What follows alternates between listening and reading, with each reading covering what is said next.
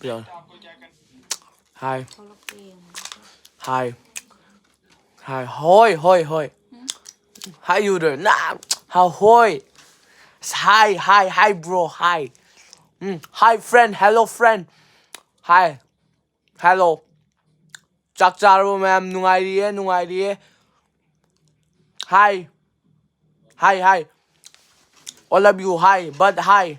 Hi. Nungay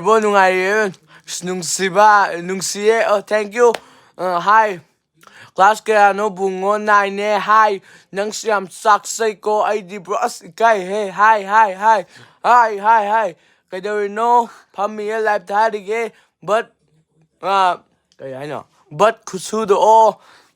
Sakchar wo sadriye thongiye. Tigulawet.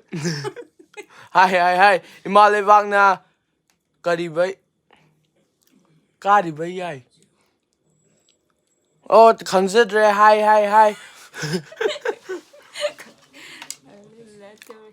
Hi. Live share tꯧꯕꯤꯔꯝꯃꯣ. ꯑꯗꯒꯤ ꯑꯩꯈꯣꯏꯒꯤ YouTube ꯆꯦꯅꯦꯜꯁꯤ subscribe ꯇꯧꯗꯕ ꯂꯩꯔꯁꯨ ꯇꯧꯕꯤꯔꯝꯃꯣ. ꯃꯌꯥꯝ ꯃꯊꯥ ꯁꯥꯗꯅ ꯑꯩ ꯂꯥꯏꯚꯁꯤ ꯊꯥꯖꯔꯛꯄꯅꯦ. ꯀꯅꯥꯒ ꯂꯩꯔꯤꯅꯣ? ꯀꯅꯥꯝ ꯂꯩꯇꯦ. Hi. Talent laiba inaupane honaba lepkano study su fajana honawo full support ne. Thank you sister. But amda sara udana ke dai malaroi kaino yam kanna sai ridna a cake ne nangi homo gi dialogue amda tawramo tawrakke hui manba mandam ne kok phabi besa do amda hairo kok phabi besa hui man. Hi, wow, thank you. Aina hi birthday imalebang na mathang kariba haiba. Oh, imalebang na mathang kariba haiba. Asamday, I love you, Simex, thank you. Amta noksidana, nokse.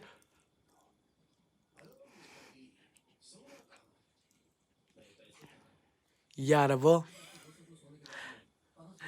Aigidi RTR nam tauraktre inaw.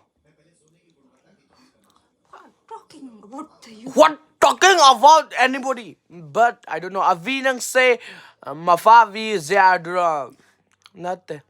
Ming kari ko bage simes ko we kay ming ko ge brother se simes ko we hi I but film yang lamine noy gido loidri yenguge hoy yang biro. Thank you, like share subscribe to mo inaw na inay das na even a head. Thank you yam phajaye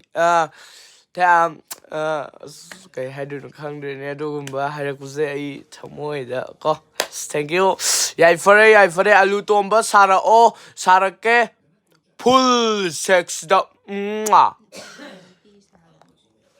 nungsi males vex asala amung ngausan birakano sak sarabo sadri e bai nupi ga lei bro kai nupi no thigul lao de yengera sak sarabo sadri hai da alu tomba hai ai alu tomba nate sis class kaya no 9 ne mane yare acting amda tause acting tause no no chitiro nang ja yare like kusang bi du game to taro like kusang bi ay yaugde hi dasimex hi or hi comment paro parake yami tau ne comment je jo chalako jo pa nang do class kaya no bro class ai khang bro khang die comment pao hai beti comment halloi para halloi ba oh chak charbo chak cha di thongie nongma qbigi nungthilla kobado khangdre na aran bado yenge. Hi, Alu boy. Hi. How old are you? I am old, but khangde. Aduga potato gi desu. Oh, mingdom ta haibiro simex haiba yam nungsi ichan hai du nate. Ibungo haibiro sa. Thank you. Dance store of yeah. Yeah. Ta nai khaibi haina leibane o homogi kai haino homo sara o hoi tao ithoi nang sakto ubada nokpada sire. Thank you. Khataurakan. Like sang bid na dumai touba haibadu tauro o. Like sang bi real stuff. Like sang do la ga sumai touba tau.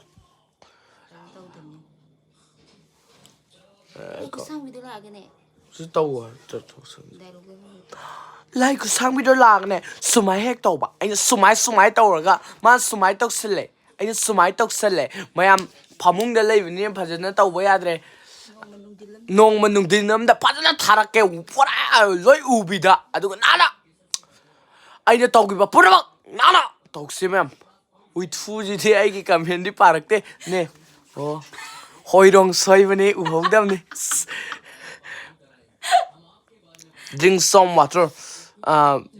friend khanau kanglam lani drink some water okay English say to virakano ma'am ai khangzadre o chahi kaya surge fort chahi je adum 13 14 Hang later. Dance am haiko thank you hi aina kolu hai raga koliba taubado amta tauro o aina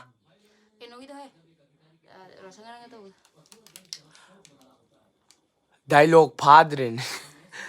aina kolu hai raga koli ainu padi am phabani aina nungsiu haibaga nungsi aina kolu haibaga koli mayam sai de hen bhajadre aina di khange o sak how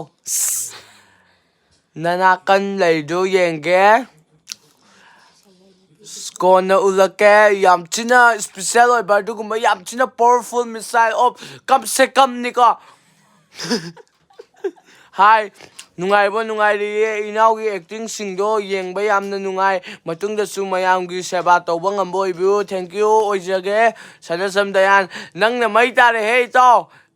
thank you taw yai fare hi IG da oina tharam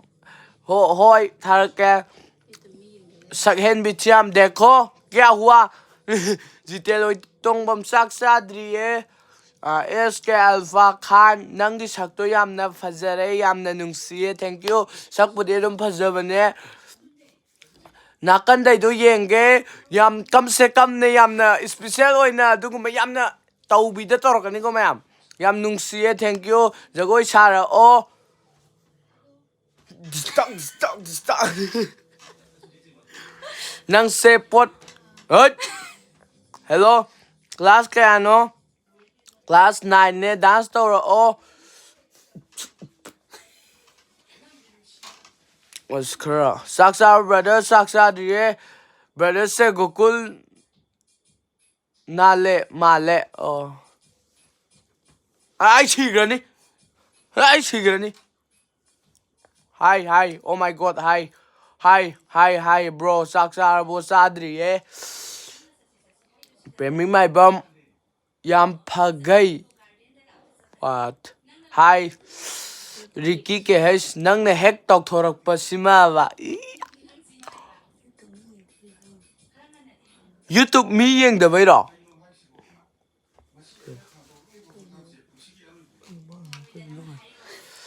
nang ne hack tok thorak pasima hi yam na phajai hi ai budi ai khoina yenglisina nangna yenglisina comment man hi nungai he nang thank you min kai kau ge simex kau we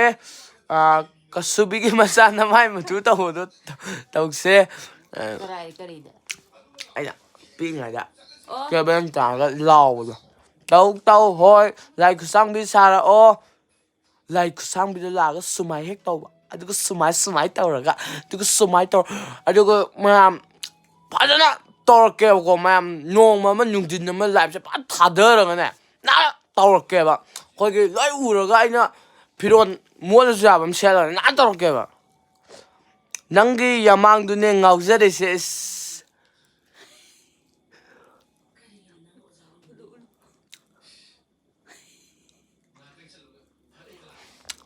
Hi, Brez, okay. Saktudi haha, fazai hayo thi hairo. But sara o, but se keraga. Ai sumaina ne haujuki do. Sumaina ne ba but sari do. Mai toroga. Mai but sam ne ba. Kira mandre. Class kya kaya now bo.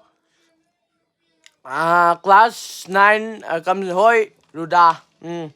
Nang kaideno YouTuber mayamday nang na khwaidai pamjabane aina ai thank you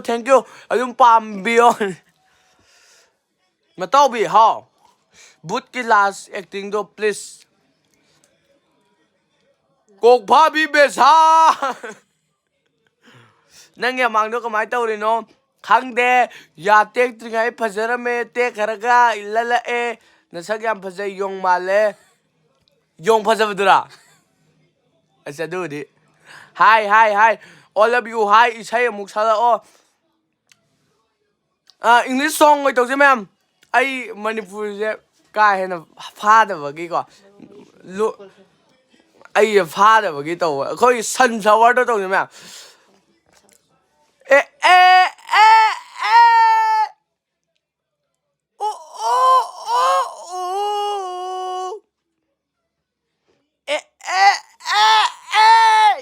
Yeah. Oh. I'm tripping but boot. So when the last summer love. Ma'am, matang sai lo sanjage lingi dance toro o. Nagen ho sakti sale nag. Oi how yare to. Isai yam phajamne. Hi. Nangi video da mi kharana bad comment pibado nungaite ado nangi video khaise aidi loina nungai aidi thank you alu ngangi acting mate amta taro full sexy da full kaina nubi full sexy da nubi sa bang agi agi da bane butki cookie chaibagi matang tausi but cookie chaibagi matang tausi dialogue to ngai ko hey nante naro masagang da ba nante lam laita ba naro masagang da ba nate aham bai do amo wale how thi bong nate lam masagang da ba to do but lam masagang da ba nayo masagang da ba naro laita ba ching tong pang chai hakto chikai no no I love you ai koi roi isi paktare adumai tawbirakano yong sara o sa yong se kona phaja saragi yong di hi brother hi khara tawre ne hindi sai phajaba ma sakla o ai pam thoena aina khwaidagi pamjaba singer da tawje ko reply to my comment okay uhogdabane aina khwai pamjaba singer akhoi Arijit Singh haise ko sina phajaba isane dil kadari adu manu to oilamdre singer maming kanayo ante oh कैसे हुआ तू इतना जरूरी कैसे हुआ thank you. ꯑꯩꯁꯦ ꯅꯪ ꯌꯦꯡꯕ ꯌꯥꯝ ꯅꯨꯡꯉꯥꯏꯌꯦ ꯅꯨꯡꯉꯥꯏꯖꯈ꯭ꯔꯦ ꯏꯄꯥꯛꯇ ꯄꯛꯑꯦ ꯇꯧꯊꯣꯔꯛꯄꯁꯦ thank you brother free fala okay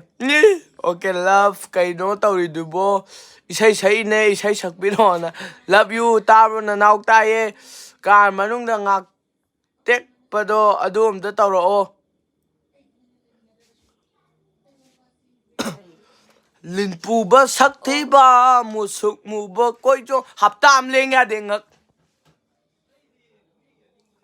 ꯍꯥꯏ ꯑꯩꯈꯣꯏꯗꯤ ꯅꯪ ꯎꯕꯨ ꯑꯣꯏꯔꯗꯤ ꯌꯥꯔꯦ thank you ꯀꯩ ꯂꯝꯗꯩꯅꯣ ꯊꯧꯕꯥꯜꯗꯩꯅꯦ ꯌꯥꯔꯦ ꯇꯣꯛꯑꯣ ꯅꯣꯡ ꯆꯨꯕ ꯇꯥꯔꯦ 이생 왈레 티 상북이 액팅 좀 떨어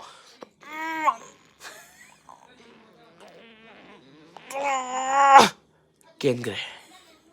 나 찐나 나올 거야 너 어훔네 땀바자오 낫 하오 모이 톡닝 하 모이 톡 하이 땀바자오 하이 아이 녹보다 지르다 ML 사나브로 사나데 브라더 ꯑꯁꯦꯡꯕꯗ ꯎꯔꯦ ꯑꯗꯣ brotherꯁꯦ ꯁꯥꯏꯀꯜ ꯌꯥꯝ ꯊꯧꯗꯥꯏꯅꯦ ꯏꯃꯥꯟꯅꯕꯒ ꯊꯧꯋꯦ ꯃꯤꯠꯅ ꯅꯣꯛꯁꯜꯂꯛꯑꯣ bro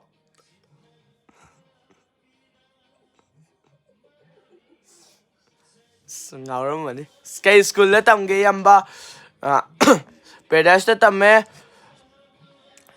ꯇꯨꯖꯥ I ꯆꯥꯛꯕꯣꯛ yes you're my ꯊꯋꯥꯜꯂ ꯑꯗꯨꯁꯨ ꯃꯥꯜꯂꯦ ꯍꯦ ꯑꯩ ꯀꯩ ꯐꯥꯅꯤ ꯍꯥꯏ ꯇꯥꯎ ꯍꯥꯏ ꯁꯤꯃꯦꯛꯁ ꯍꯥꯏ ꯅꯌꯥ ꯑꯅꯤꯗꯣ ꯌꯥꯝ ꯂꯜꯂꯦ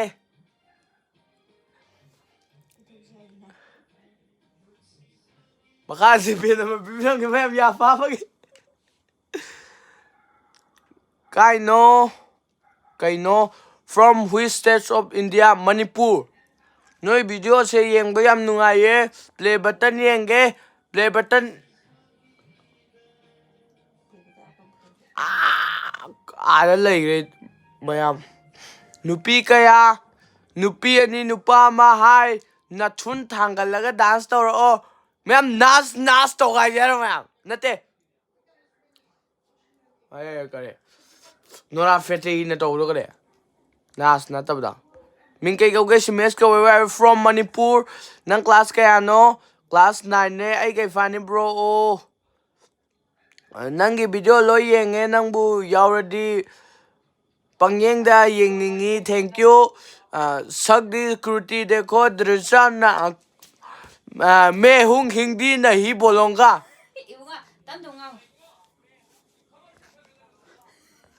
प्ले बटन दो ngakang lere ucharake 상비 तौरओ like 상비도 라가 수마이 헥 तौबा 수마이 तौरगा 수마이 तौवे नंग इंस्टा अकाउंट कमाइना हांगे इंस्टा हांगदिए नंगी मसल अमते येंगे उत्पे यादे ओपरेशन कइनो नंगबो कयाम कुइरगे लाइव थाबा मिनिट 19 सुरे अमुबा ngौबने बेरोनगा कया तारगे बो नते बेरोनगा कयाम नकनगे अदुम लापनै हाइतार पुंग कया तारगे 16 येंबियो अइगिदि ब्लूटूथ मथलो समझना क्लास 9 ने नंगबु येरदी वीडियो खुदिंगमक नुंगाइ हे यावरदी नुंगाइबने मैम अदुना कमेंट आई याहनबिरो नम थाइबसु मैम मरमदी आई हापोइगे तौरसु मैम ना हाइरेना सम हापकप याय नम आई याहनबिरो नम थाइयो वीडियो अतोपा लैत्रबो थागलअनी आई लाए नोइगी स्टूडियो लैब्रो लै कुकी कइदौरे नाकंदैदो कनानो उलओ यामनि स्पेशल ओइबा दुगुमा यामना कम से कम गी मिने मैम कोने उच्चरके bore nasaktuga phajai haira simeska roshanga dum yauhallo video khudingmak mat dumai hayo dumai haijal dumai hais video nakandai do redia male nate hi bye hi where from I'm from Manipur nangi kuki malibo bye yare bye ising amta isai amta saklao ising amta saklao tamo chak charbo chadriye hi baby hi isai amta saklo ai ka shardagine video anoba thougatpiramu yengbada yam nungaye thank you thougatjarake cookie sabdu yam haye thank you nanga video amumuk namba nupa duga nama hoi namjarake bro se kailamdagino thawalagine cookie gi isai amta saklao katu kapate machale siu on acho Saramo, I'm Bible life, so many more. In my life, in my room, and so Saramo. Hey! Wow, thank you. Can you speak English? Something. I've done. Wow. Kicker. Kiye. Hi, bro, I khang bro. Khang bro, khang zay bro. Bro, like nam san biyo ma'am. La li hey, nang yamang dom tiyenge. Bro, cookie se thivai kon niko pura bungo 12 kaya exam hayeng thadone nangi video je ubada ID matha sarambaga phagre nokpada shinbiyo ma'am shinba phangdragana phuse ma'am shinba cylinder ba mido yengba yamna nungai thank you ya dudi hore fashion show ge acting amta tawro gym chat pro satte nang kailam no class kaya no bro class 9 ne bro yam nungaye bro yam sana bro sana diye hello yengba yam ware namma thaslakani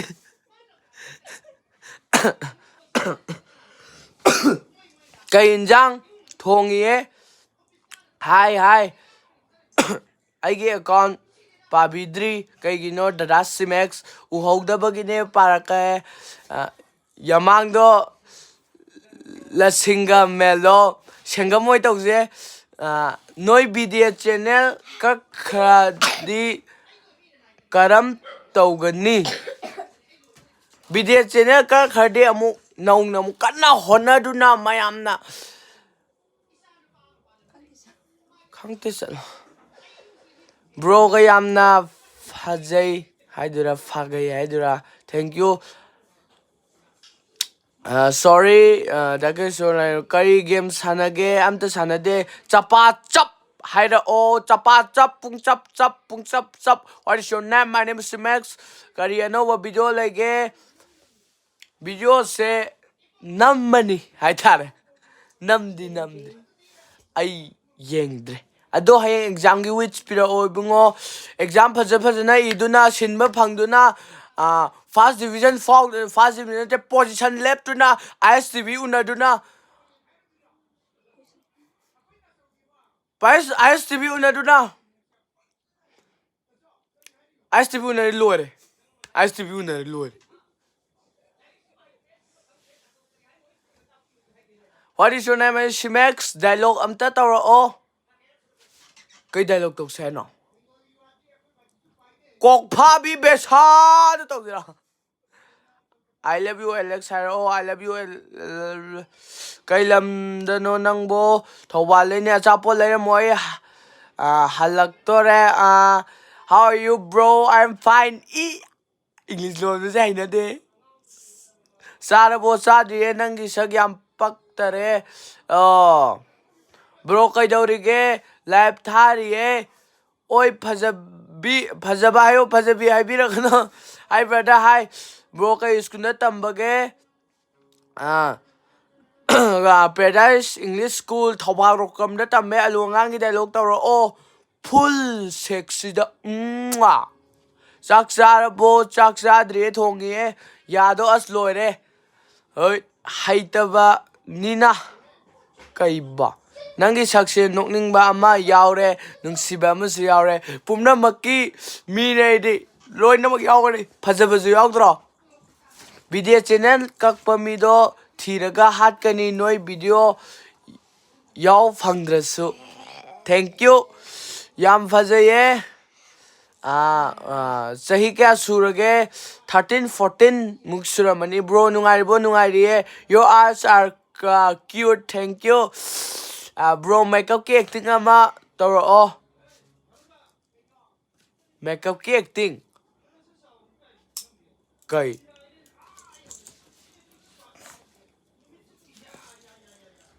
to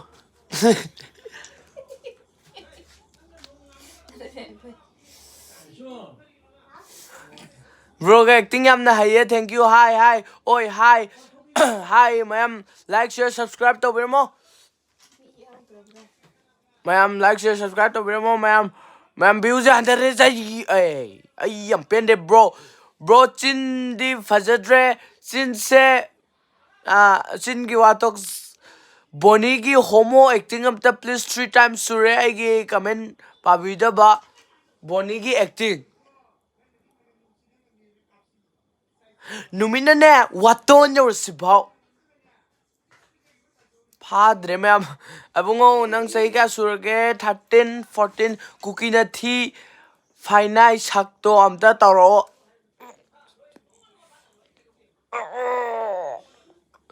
aluangang ge acting oina tawbira o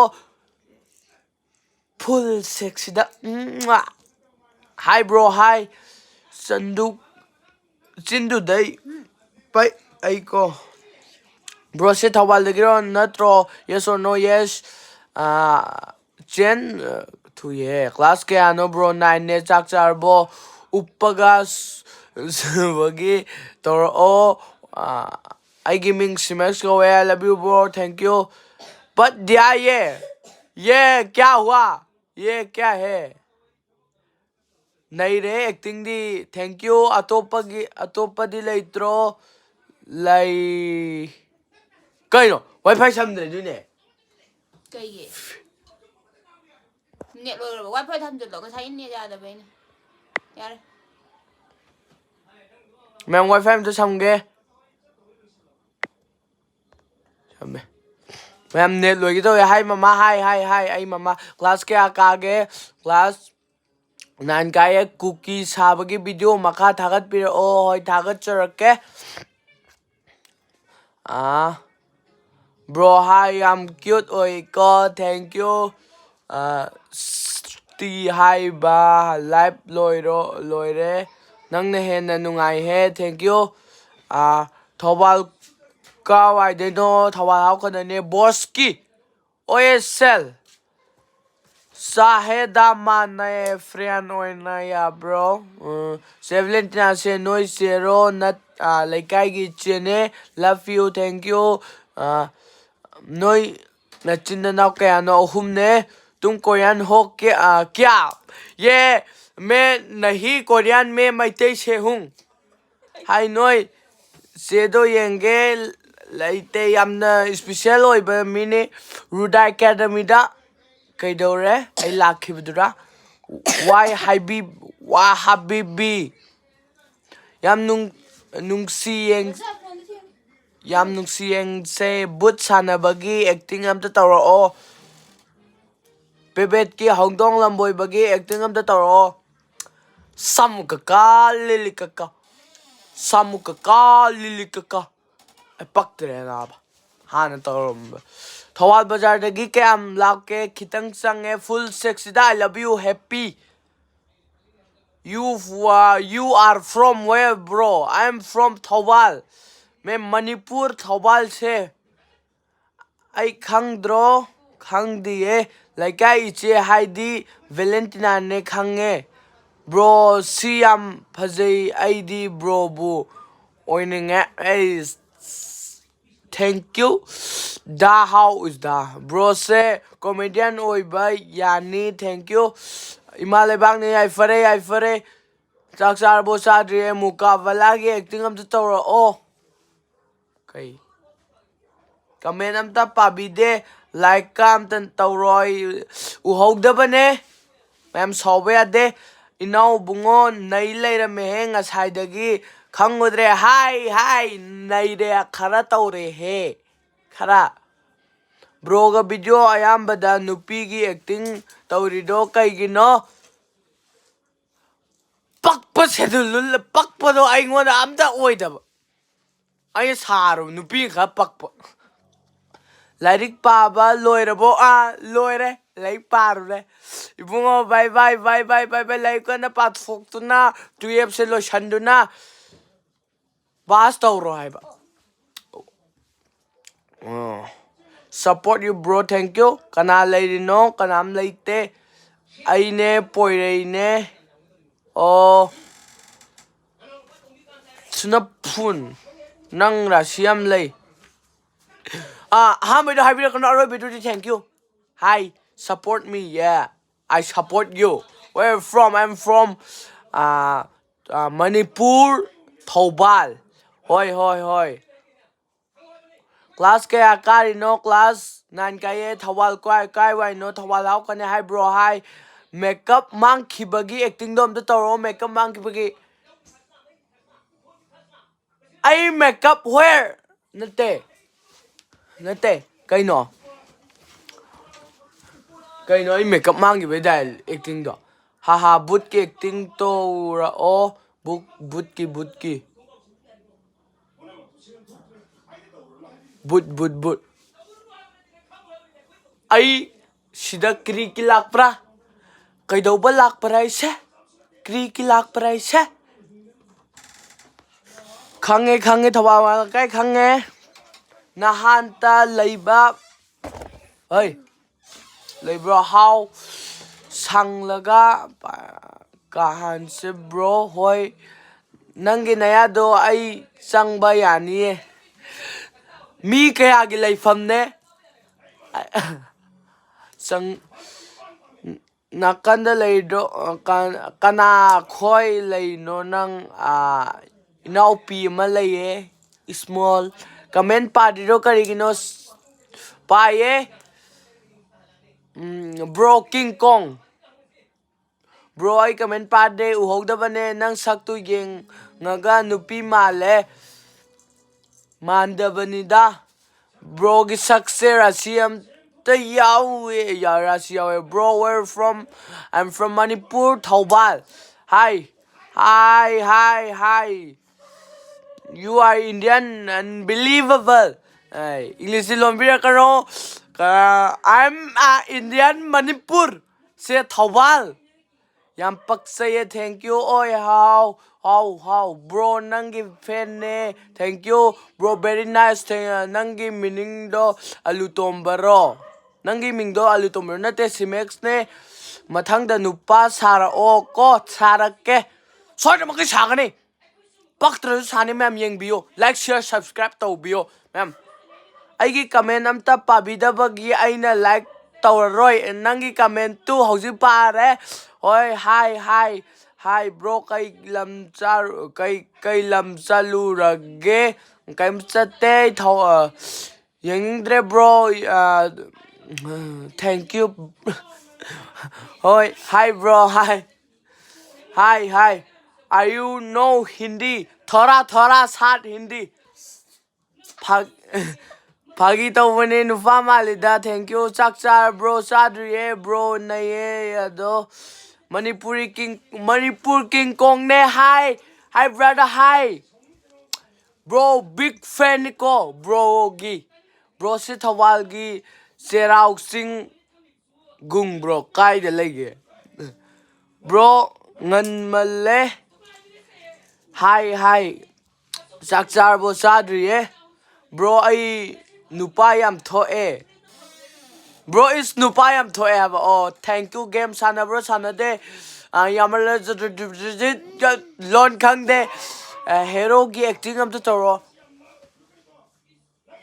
udre khud udre sumaina phandokne ba khoigi kaiku na ga toro aina ga tawdo kai mathel tawrage khangdriye nasagyam phajatho thank you ai budi adum hey bro isay amta sakpira oh sagalakani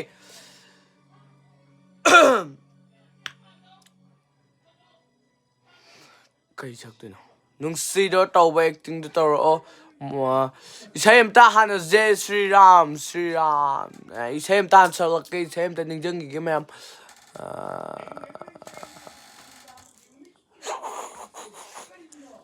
दिल का दरिया में ही गया राहों में यूं जो बर एक दफा खुद को मुझे तू साप दी मेरी जरूरत तू बन गया यार आई ब्रो स्किल यामना लइए थैंक यू नाबगी acting amatang tawro nabagi sayo sa nong tahan biranu amta nong tahan biranu nayado yadudi yaje fajabani bro gi number tharo ai phone paidriye bro ai larigam hai bro nangi fan ne thank you chin ngakta thola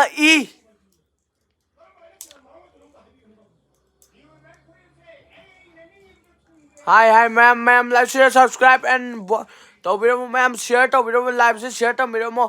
live se aina ma'am live se thajara ibujigi maram se ma'am ko akhoigi channel je meme te geng bidre hadak ki video amri geng dre bit like dre video thagatok talle meme te geng bidre kamai tok jing ma'am nan like share subscribe tawdana share tawdana khom dana subscribe tawdana tawbiraga khoi je video je matang to hotna thagal ke sine ba koi khali je ado video arse yeng dre ba भाई हिंदी में बोलो ना वरना मरसन देलूंगा मैं नहीं थोड़ा सुत लोट का बोच की मैं नहीं हेंग सुथा दो ब्रो था येंगे थारकने एजी मेमोरी एकेडमी की फ्रेंड सिंग काउरबो काउड्रिए अमता नो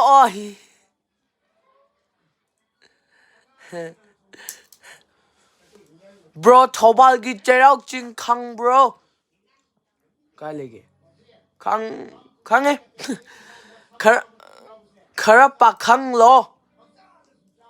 मणिपुरी से चलो ब्रो नंग याम नाइस तारे मणिपुरी से इमा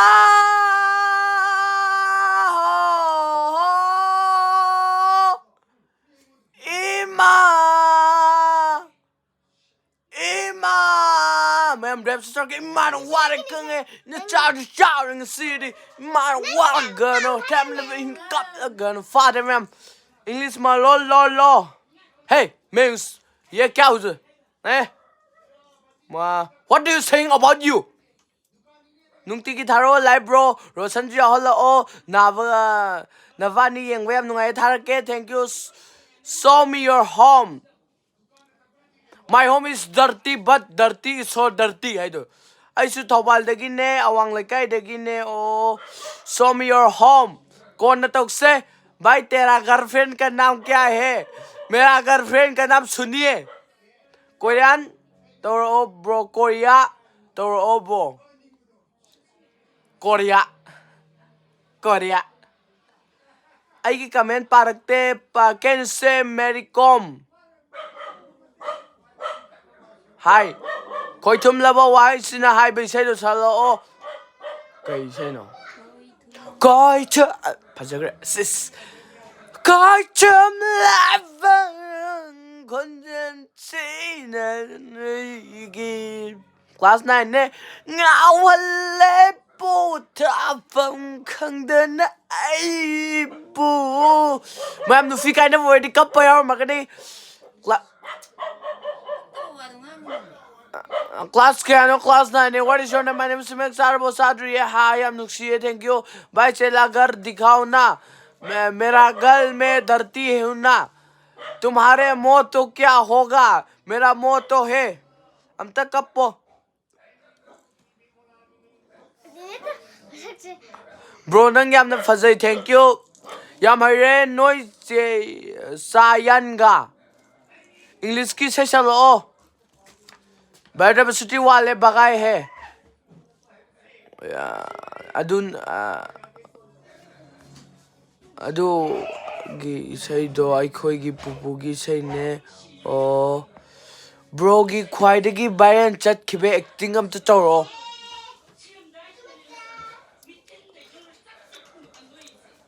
आइना ख्वाइदगी Bayern चटखिबा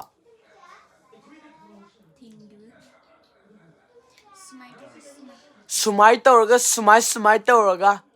like husang wido laga sumai tawraga tawbado bro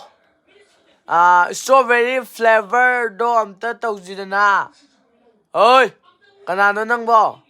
hi bro alu thomba hi bro so beautiful thank you nupi sabe acting tawra oh hi looking cool thank you aigoi pupuna suk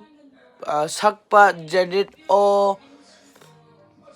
moi pupu janet haji thawan de ro khoi thum la sakula oh ha oh nang pokpada pupuna janet suk sakpa o bro ya deko video da mau sagan bi lai sabido ai koirani maya madugumdi to beira kano nang thokpa phadana mundana tawba mi hanya da bigo ma taw nangi nachedi leite yumda leite aba hello hi noi chedi leite kana ga leirino kanam leite aina hanki pau khumdi pirakte Okay, like kusang video am tawra o like kusang video laga sumai tawba adiku sumai tawra adiku sumai tawi adiku mana sumai taw sile adiku ina sumai tawri tamo Manipur set song chalo aiko isai je buy momos kale ase moyam ai kai khang bro yamna nei reko thank you ai comment paro please pajar ke channel malaga ngang oramine mane ngang ne मेरा live कितने subscriber में खुलेगा ये क्या हिंदी है कहीं no bro PUBG Sanar bro सानदी है नंग पोकपद चिन हाना थोलक प्रो खंगदे उजा हौद्रे सुप bro my man is Absar my oh my shay 95 yore Yuda Singh Tham hi चकचार बो चादरी है हाय आपको हिंदी आती है नहीं थोड़ा है तुम्हारी बहन को देखना हाँ अखोइदा यामाले कई स्कूल तमगे पैराडाइज तमे सिमेक्स यामना नहीं को नहीं दबने ब्रो इतो बुत साबगी पार्ट अमत लेत्रबो ma'am Khang teo. Bayore ye rase bro se rasiam le ye thank you. Class ke akai no bro 9 ka ye hi. You look very nice. Thank you. Alu tombage acting tour of full sex da bro nang haulik क्या हुआ तुम्हारे बहन पापा की नाम पापा की पारी अरे ब्रो मोए की सही चलो 1 2 3 4 moe yeah duck. Bro, hello, how male man da bane nang je kai school tam ge paradise in school da me bunga how yamba min kai kau ge simes kau e tum ke ha ke se ho me Manipur thawal se hung lip pumbler season na bro lip pumbler hai kai no oh Baselin akhoi English tong na ro je ma'am ningsang gan te ma'am adu ju mingon da gi bro give me to yam खुए अरे भाई क्या school कर रहा है अपना मैं नहीं हूँ ब्रो सब नाम ता नो लो सब नाम ता नो लो ब्रो ये कमेंट पार के लारिक पारो चोंगांग ना पालो रे कैमरा साइड करके अपने बहन के दिखाओ so very man but कम से कम man tan ka tan song sukla me kamesa bro nu pichar oh hi chak jo noi ki video loi mag ye yeng ko adum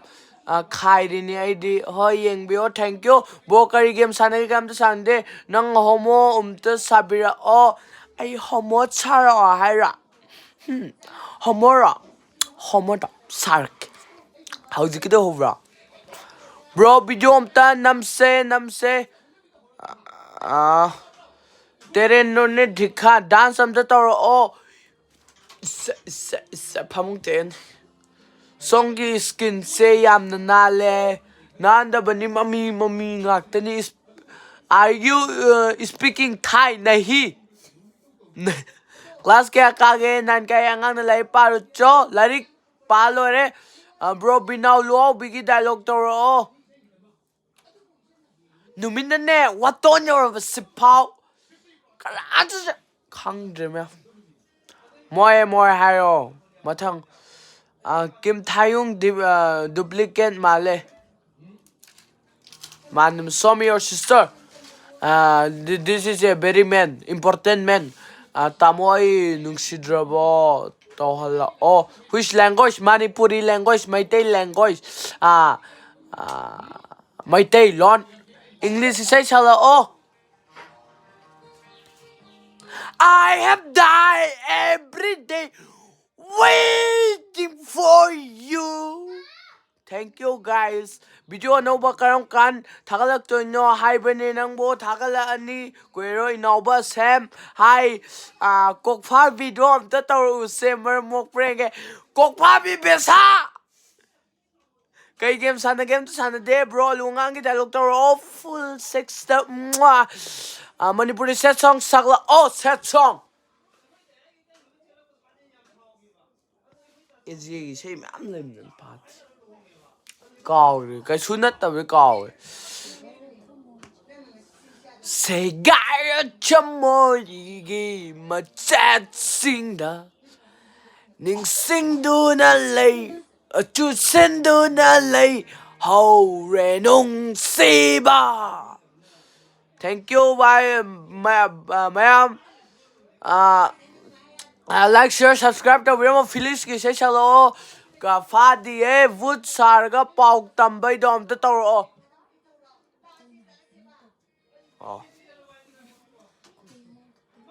hey kuki kugaw thok chapa ki turen kugaw thok inu chapa ai na hai bana te mitai na hai bane bam lore khut sana iba yaba wari oram la hai ikutin iba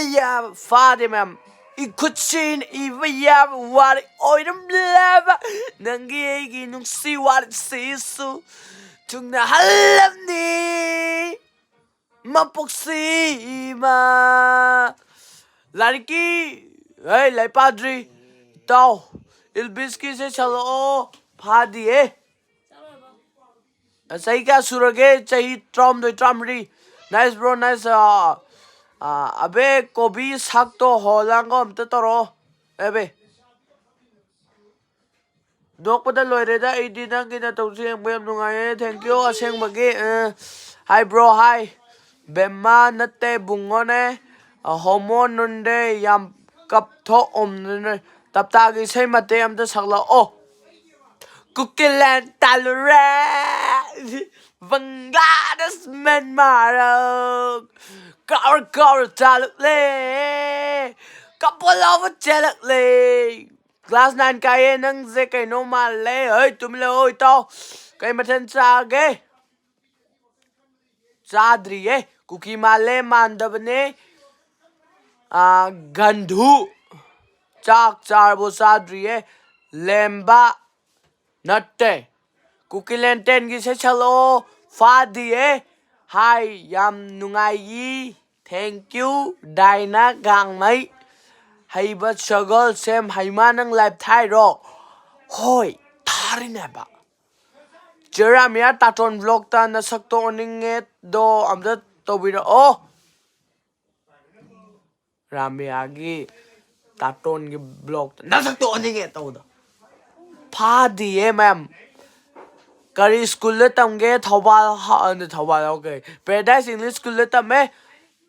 kai lamdagi no thobal hau khadagi ne nangbu kai lamdagi no thobal khadagi ne loi macha na te imphal macha ne te sir macha ne pretty gi se chalo lik lai ba ho lai ning thau pari pangal happy you padre mayang koyan gi se chalo song al songang andre chora tadre bro lungang gi di lok tom ta tawro dialog tom ta tawro oh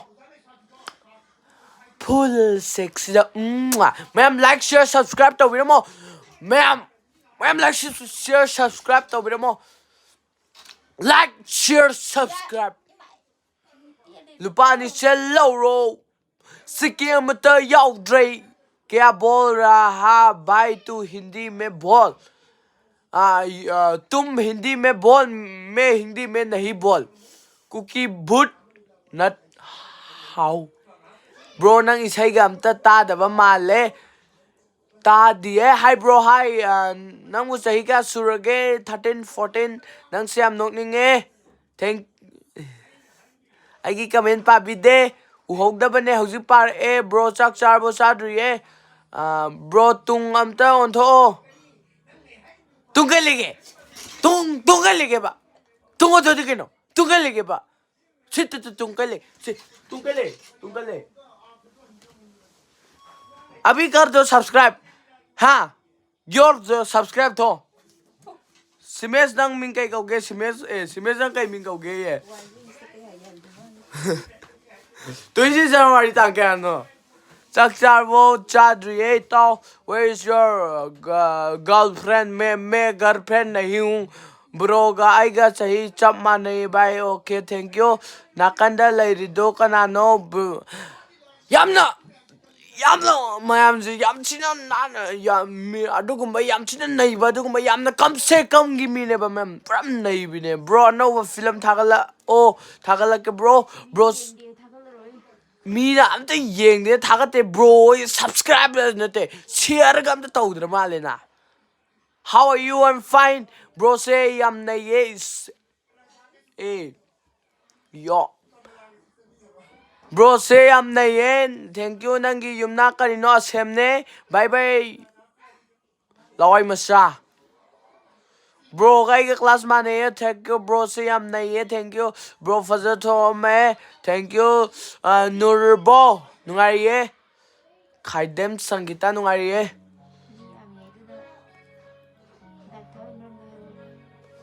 ma'am aina live thari sigi maram jigo ma'am koigi mamang du sai ga musu hai ga koi ge akoi thagat video ama to yengdre mi ama to yengdre koi ge bit se thawai nongal tam loire video ji thagat ning de bam yaure mi ja to yengdre ba aduna ne mayam na share subscribe to video na ne amta yaw hanje bam tang bro yam fazaye thank you bro em sana diye ha यारे तानिंग रे ओय cookie भूत Borne आइगी मैते है नमितो उतुबी मान भाई येंबा Young Bidri दो होय Oi tu Sidi taurege do yam nokning thank you yam yekti kaino khangde noigi thong nakanda boy I love you chalo nanaw nang thinga song thong mi chakchar bo char dire bro pa sana bo sana die nasiam nungsi haina hayom ta dasiam nungsi haina ta hayo haya adu tikika full sexida kaidorige live dhari bro dance am ta taw oh dance me kona fada tawge live se nungdin namdane live se pa thara konam tawge na saktu thibai kon male mandabne thiglaw kuki yam na male mandabne mese yam ba pa ba thokte nang thokte bro sagam na phajaye thank you bye bye bye manipuri mana yai fare hai mai pe ma machin ga tum thok taw sidi video karam kan takala tu takala ni idorige live thari bro papim tawrona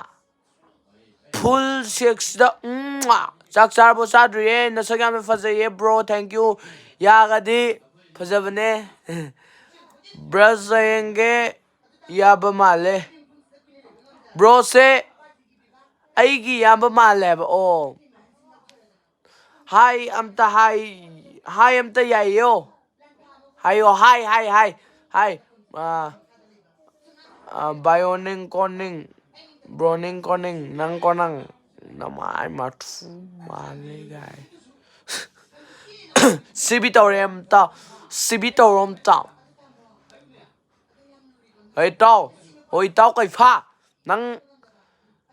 kamen pa de khanga di tumle yadra kai lam da lege thawala le nang class kya kari no 9 ka kuki male mandabne noob bra bro mina pakta base pakte natra bro masadi yengdana sumna sume hoy bro na chinthinu mina thirasu hoy kari injang thongge khangdriye bul laire leitiye dada se kai kau hai no dada se kai kau hai no simax bro noise yare like sang bigi kamaina sup karo bro yang pak iko iche bichale bro ada lay ada saksa dro char ne lawai macha maleka sahar masa maleka wood amta sara udana boot please hindi तुम्हारा नाम कितना है okay smacks आई खंग bro खंग दिए नंगी comment को पास नोनिंगी को cookie नते ओ bro 2000 के आ पोके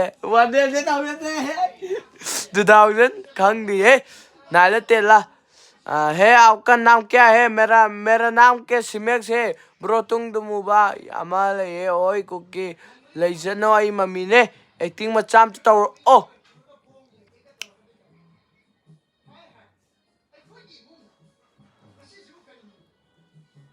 khang teo alugi sara alugi sara oh che bicha lebra haibane leiti ar ngari bro gi ichini nau kaya suge ahum suye yam nokninge thank you nokning nangi tumbam lo nat na mane bro gi number tharo iphone pai drie bro gi ming kari ko gi smash ko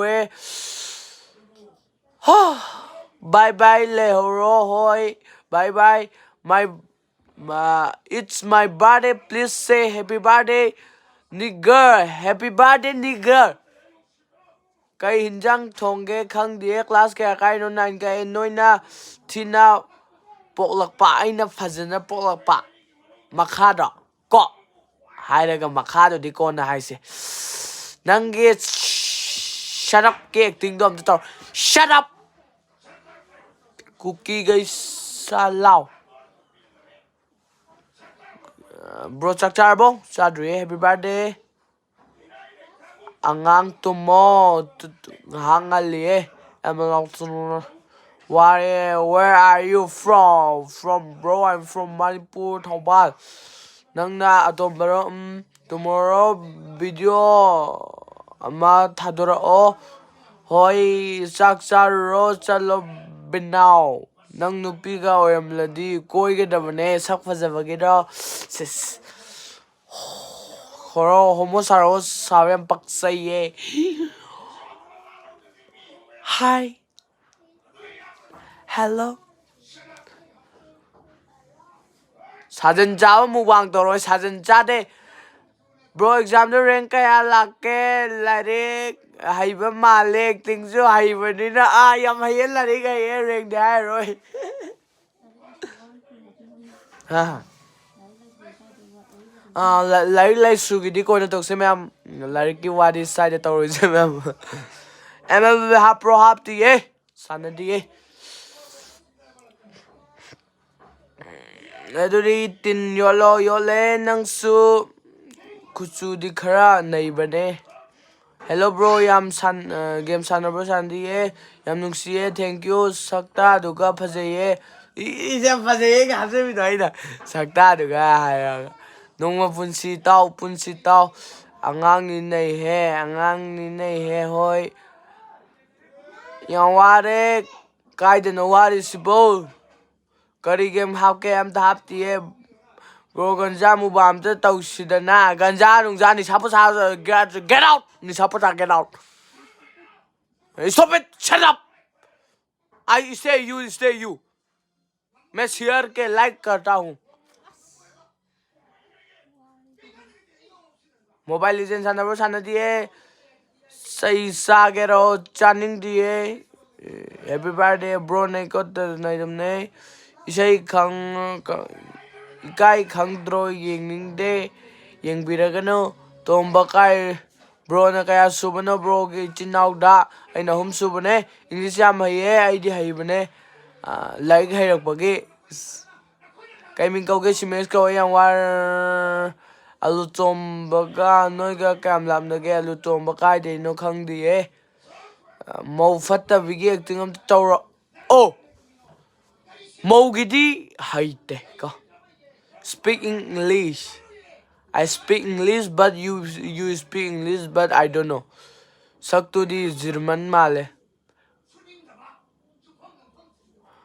Kari ka subay kamin paraw. Happy birthday ay ginate mi gine. Happy birthday mi gi. Broda English tambal lage lao. Yang ora. Sakchar Bosadria, bro, you are so crazy. Tops English yam haiko haya, I love you, bro. No, love you, but love. Bye, comment para ke. Hey, chal on now.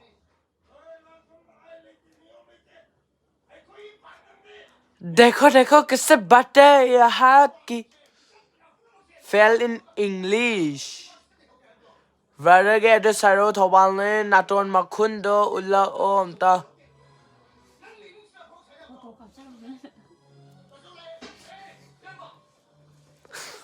Potonga. Ma'am, like to be share to be subscribe to me more. Ma'am, like, share, subscribe to double A to be more. Ma'am, like, share, subscribe to be more. Both Sakto Fazaiko, Fazavane, Katobane Ko. No, yay, yo, Mobile Legends sana bro, sana di Good night bro, siya nga ngoy may mane, yung maliko, karamba yung no fazabaduro, class kaya kari no nan kaye, yam bayaran ko, bayaran ginatondo, yam law bane bro, chakchar basadri yamang do, how are you? I'm fine. Bro, chakchar basadri kari school tam ke pedasinustame, nangi naming kari kauge, Bex ko pa sana ba sandi hi sakchar bo sadri good morning nati numidang ne bro sakchar bo sadri CB toro ba please bro big friend is CB hayo haida cookie nupa ng Maitay nupina lanthok bigradine ng buang hingibo I'm not cookie I'm Maitay class kaya no class 9 bro kamen pa draw pa is yam tuna pa ko lai hai bene easy pau pa nang se kamen ne mutingo bane hai love you bro love you bro nupi am ta sar o hi bro PUBG sanaba sande nang English lo ha nate English ni adusu apaba Ozana takpa class 1 lo nate 9 ne hai bro yung sang ubam de torke hai hero male mandabane hello dance am de toro dance ko na fada na torke nung dinam de live tharga kitang muzara sura siri matum anei vini ko mi macha de sai sigra jeng de ash Bye ke dori no live thare cookie kaino cookie hai je cookie je keno Josephine Nico Lingzen nang I'm not ai Lingzen te poire hairo o poire angang yam oiri poire hairo o poire comment kuwa phawdi nasak khuthi duga ai cookie ne oh cookie ki se chalo haiti ML sana bro sana die bro yamang am to lo hi thank you bro welcome bro hi momos mobang sam to toro oh pisai tie bai nang kai lam den thawal ne nang gi amang do lo yen nge sakchar bu chare nupi saro hi cookie land life I'm not I cookie nate this is not cookie land this is thawal my land sunan dem ta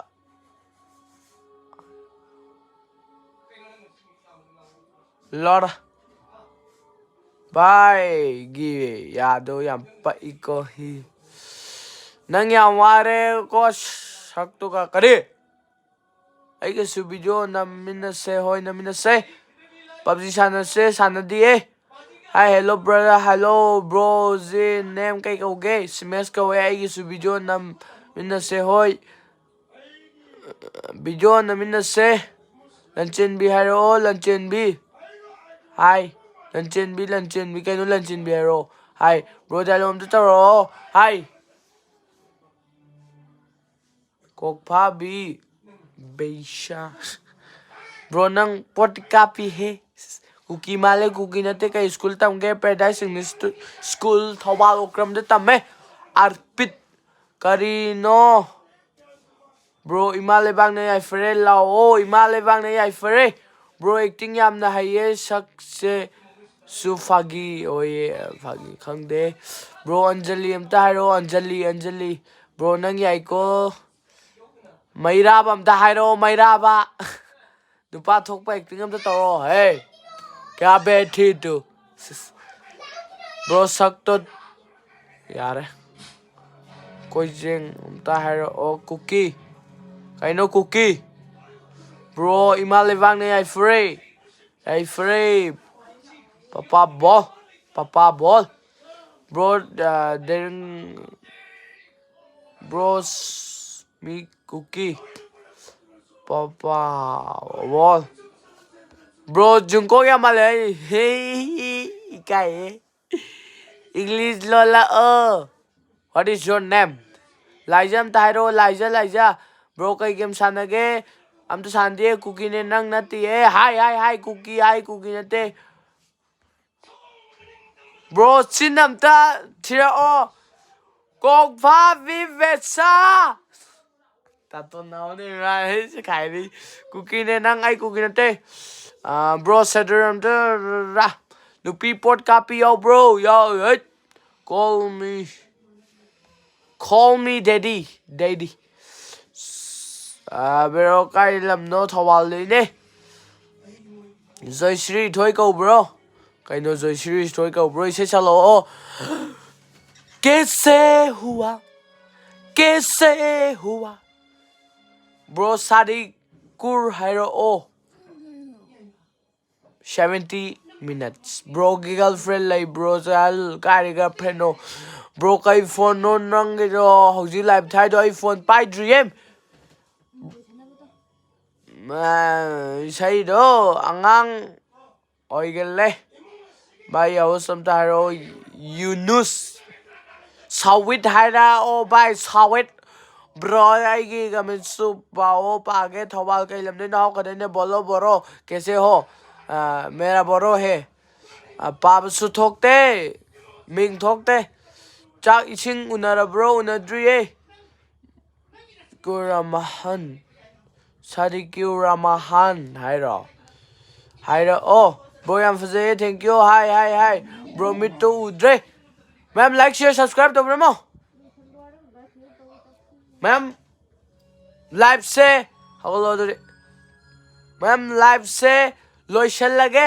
live share subscribe रुखिगे हयें थारा आगे live share subscribe तो बिरमो को मैं काइदा मुझे को मुझे काइदा मुझे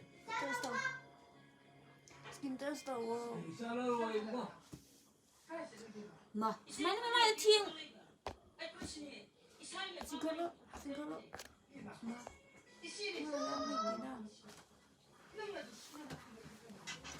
ma'am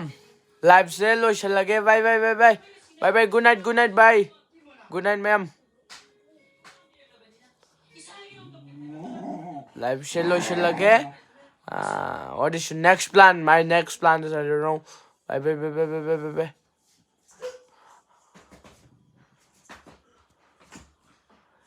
ma'am live से लोशन लगे go